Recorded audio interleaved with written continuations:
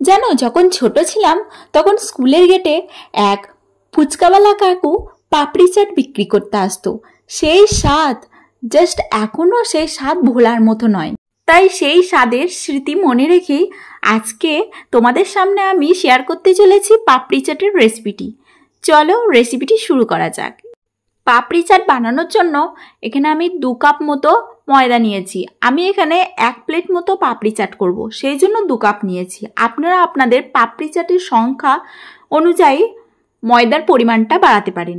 তারপর তার মধ্যে দিয়েছি সামান্য একটু লবণ আর অল্প খানিকটা জল। এটা অল্প অল্প করে জল দিয়ে মাখিয়ে নিতে হবে। একবারে দিয়ে দিলে কিন্তু এটা পাতলা হয়ে যেতে পারে। এবার 5 মিনিট মতো ময়দাটা রেস্টে রাখার পর এটাকে রুটির আকারে বেলে নিয়ে এরকম একটি গ্লাসের সাহায্যে ছোট ছোট লুচি লুচি মতো করে নিতে হবে। আর হ্যাঁ, এই রুটিটা কিন্তু অবশ্যই একটি কাঁটা চামচ দিয়ে ফুটো ফুটো করে দিতে হবে, না হলে কিন্তু লুচির মতো ফুলে যেতে পারে। আর এটা কিন্তু পাপড়ি চাট, এটা ফুলবে না, এটা মচমচে টাইপের চ্যাপ্টা ধরনের হবে। এবার এটাকে ভালোভাবে লাল লাল করে ভেজে নিতে হবে। এটাকে ভাজার জন্য আমি এখানে সাদা তেল ব্যবহার করেছি। এখানে কিন্তু সাদা তেলেই জিনিসটা ভাজার চেষ্টা করবেন। অবশ্যই যেন সাদা তেলেই ভাজা হয়, এটা যেন সরিষার তেলে ভাজা না হয়, তাহলে কিন্তু গন্ধ হতে পারে।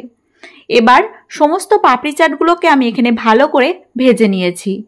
পুরোপুরি একদম কালো করে লাল নয়, একটু একটু হলুদ আকারে ভেজে নিতে হবে। সমস্ত পাপড়ি চাটগুলোকে আমার এখানে ভাজা হয়ে গেছে। এবার কিন্তু এটাকে ভালোভাবে মেন কাজ যেটা, সেটা হচ্ছে ডেকোরেশন করা। এটাকে একটি প্লেটের মধ্যে ভালো করে, যেমন আমি দেখাচ্ছি ছবিতে, সেরকম গোল আকারের সাজিয়ে নিতে হবে। এটা যদি এরকমভাবে সাজানো না হয় তাহলে কিন্তু প্রত্যেকটি মশলা এর প্রত্যেকটি পাপড়ি চাটের মধ্যে পড়বে না, তাহলে কিন্তু খেতে ভালো লাগবে না।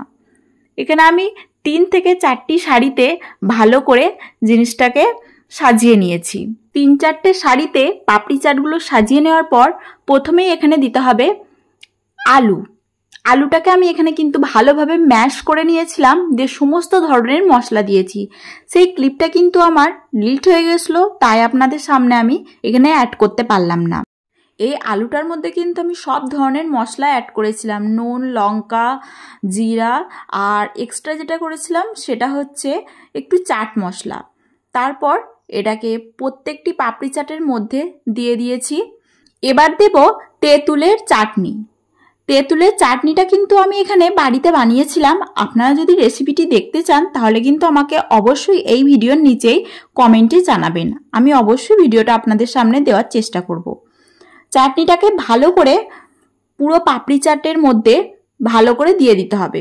এটা একটু টক টক, যারা খেতে পছন্দ করেন তাহলে কিন্তু চাটনিটা একটু বেশি দেওয়ার চেষ্টা করবেন, তাহলে খেতে ভালো লাগবে, যেহেতু এটা একটা মুখরোচক জিনিস। এবার নেক্সট যে জিনিসটা দিতে হবে সেটা হচ্ছে টমেটো সস। টমেটো সস এখানে আমি কিষান সসটা ব্যবহার করেছি। ভালো করে ভরে ভরে কিন্তু মশলাগুলো দেবেন, নাহলে কিন্তু অত টেস্ট লাগে না। তারপর দিয়েছি হাফ মতো পেঁয়াজ কুচি। পেঁয়াজগুলোকে একদম ছোট ছোট, যেমন ঘুগনিতে দেওয়া হয় ঠিক তেমন করে দিয়ে দিতে হবে। আর দিয়েছি 2টো মিডিয়াম সাইজের কাঁচা লঙ্কা কুচি করে, যাতে বেশ স্পাইসি মতো হয়।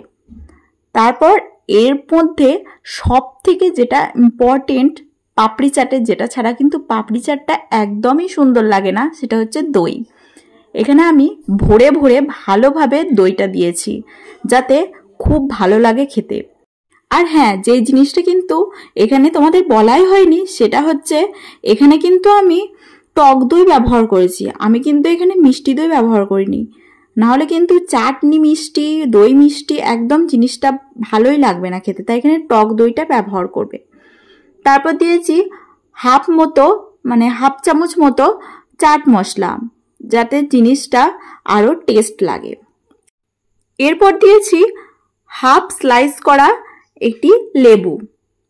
লেবুটা কিন্তু আপনারা স্কিপ করতেও পারেন, অনেকেই আছে একদমই টক খেতে পছন্দ করেন না, তারা কিন্তু লেবুটা স্কিপ করতে পারেন। তবে লেবুটা দিলে একটা লেবুর ভালো স্মেল বেরোয়, যেটা কিন্তু খেতে খুব ভালো লাগে। আর দিলাম অল্প খানিকটা বেদানা। বেদানাটা কিন্তু আপনারা স্কিপ করবেন না। বেদানা আর দই এই পাপড়ি চাটের সব থেকে ইম্পর্টেন্ট জিনিস, যেগুলো ছাড়া কিন্তু পাপড়ি চাটের তেমন টেস্ট পাওয়া যায় না। তাই অবশ্যই কিন্তু আপনারা বেদানাটা দেওয়ার চেষ্টা করবেন। এটা দেখতেও যেমন সুন্দর লাগে, খেতেও কিন্তু ভীষণই মজাদার হয়।